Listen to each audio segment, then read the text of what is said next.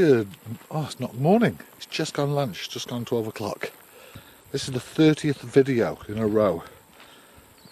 30 videos, 28 days of level 4 lockdown, 2 days of level 3 lockdown, and we'll be going back into level 3 next Tuesday.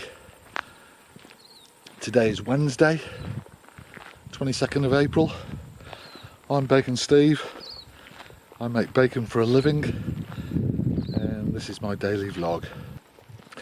Interesting, you know how much I like statistics. You may or you may not know, but I love going to Bali. It's my preferred place for a holiday, for a break. It's not as far as going to the likes of Thailand or Malaysia and all that, and Singapore. It's a bit closer. It's about 9 hours up there and only 7.5 back. Has a tailwind coming back, and I've been there so many times. I feel very comfortable when I get there. I can speak a bit of the lingo.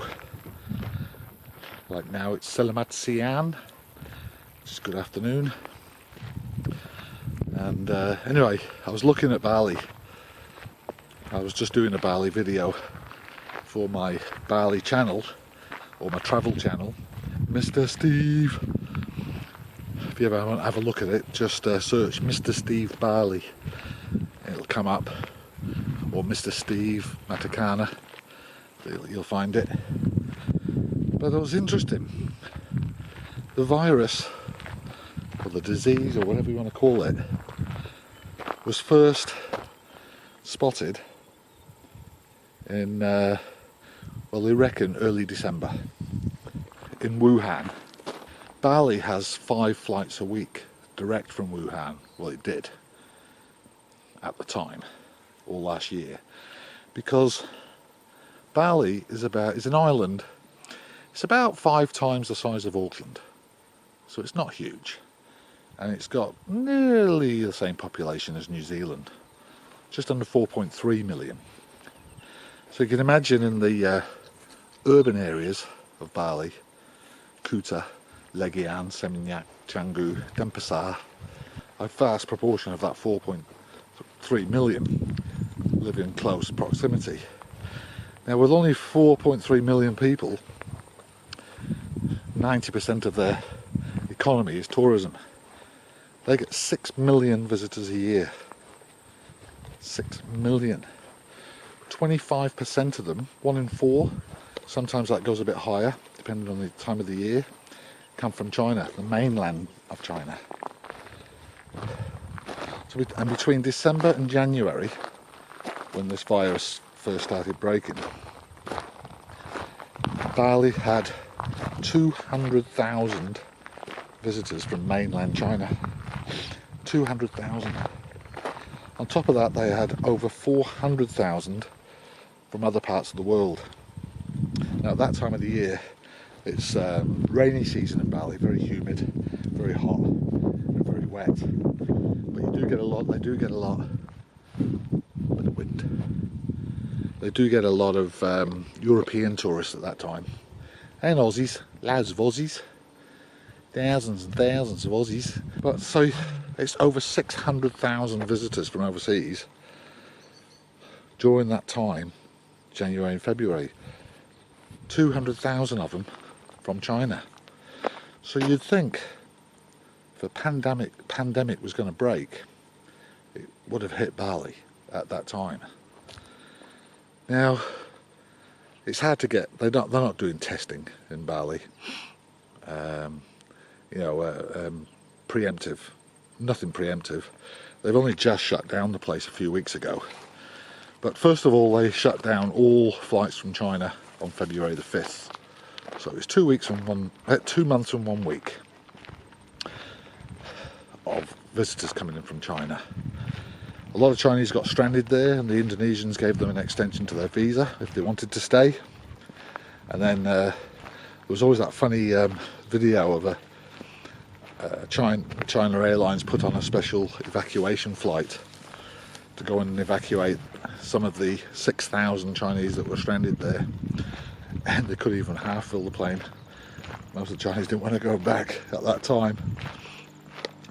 But you'd think they would have had the worst effect of the pandemic early.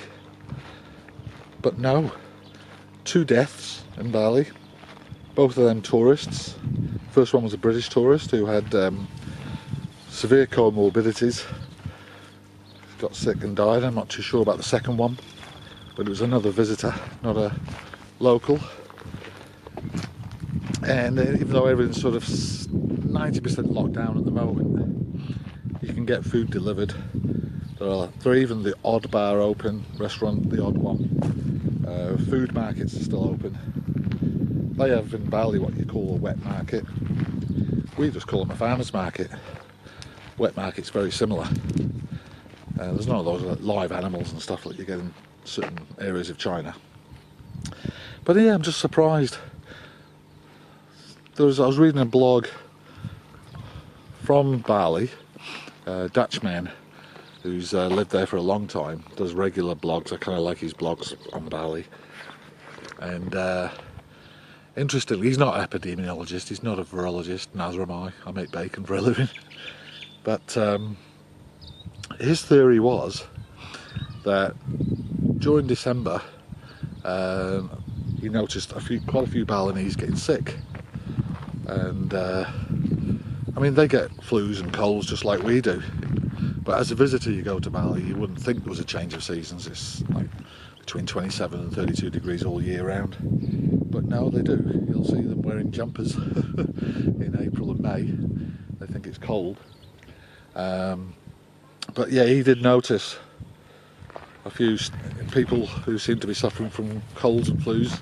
And he has a theory that because they have such a healthy diet in Bali, and you know, they don't have the cleanest water and all that sort of stuff, that he thought maybe their immune systems were very, very, very strong.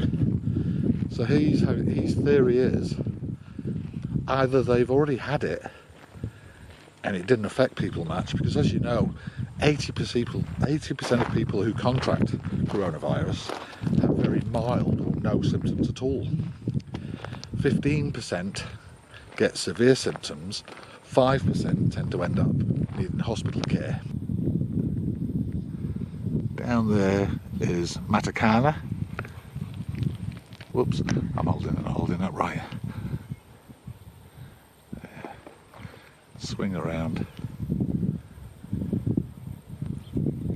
Gorgeous. But yeah, I just thought that was interesting because I love Bali. If you're interested in ever going to Bali, check out the videos. Mr. Steve Bali. Just search on YouTube, you'll find it. But anyway, I've already been to work this morning. I went very, very early. I had to get 2 orders away. And I had to get all that pork out of the chiller. And it's just firming up a little bit in the freezer now before I go back down shortly to start cutting and packing. So it's cutting and packing now, today and tomorrow. Flat out, try and get the deliveries on Friday. Probably split them into 2, Friday and Saturday. So, beautiful day, t-shirt weather. I'll catch you all later. Hope you have a great day, and if I don't see you again today, I'll see you on vlog number 31 tomorrow.